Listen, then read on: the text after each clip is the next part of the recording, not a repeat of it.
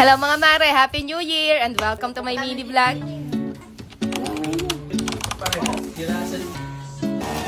Gandang araw mga mare, ito yung ganap namin ng December 31 at maaga pa lang yan, talagang busy na kaming lahat sa paghahanda para sa medianoche. Bago yan, naglinis muna kami ng buong bahay kanina, nilabhan na rin namin lahat ng maruming damit at pagkatapos, nag-umpisa na rin kami kagad mag-prepare. Noon ako na muna gawin itong mango graham float para mapalamig na rin kagad sa ref. Pero sobrang mahal nga ng kilo nitong hinog na mangga mga mare, pero pikit mata na lang din naming binili dahil minsan lang naman kaming gagawa nito sa loob ng isang taon. Kalimutan ko pala i-chill yung creme densada sa ref, tapos wala din naman kaming mixer dito sa bahay, kaya direkta ko na lang siya binubuhos dito sa lagayan. Pero kahit ganyan tong graham ko mga mare, sinasabi ko sa inyo, hindi yan tinipid at hindi rin tinamad.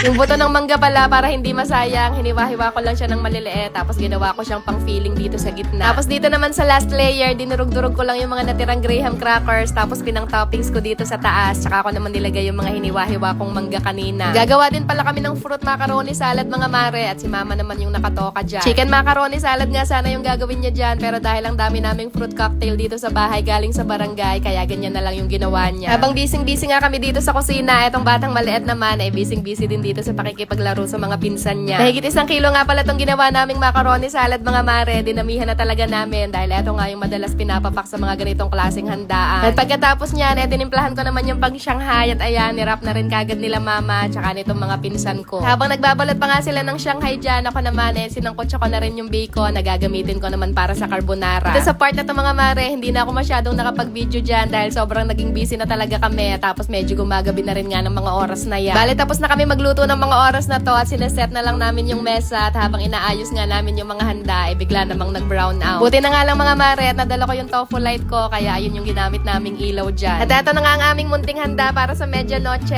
Etong palabok ay binigay lang nung pinsan ko, tapos nag-order lang din kami ng biko at saka etong lechon ulo ng baboy. Umili lang din pala kami ng konting prutas tsaka cake para sa mga bata, at ayan, pagkatapos ng picture taking, umatak na rin kami kagad. Hihintayin muna sana namin uli magkakuryente bago kami kumain, pero medyo natagalan din talagang walang power, kaya hindi na talaga kami nakahintay pa. Akala talaga namin, sasalubungin na namin yung bagong taon na wala kaming kuryente, pero bago naman nagputukan, bumalik na rin kagad yung power. In fairness mga mare, bestseller tong ginawa kong graham. Ayan kasi yung pinakaunang na sold out, at eto na nga lang yung natira, kaya nilantakan ko na bago pa ako maubusan. Nag-picture taking lang din kami pagkatapos namin kumain, at bago sumapit yung alas 12 ng gabi, lumabas na kami lahat dito sa kalsada.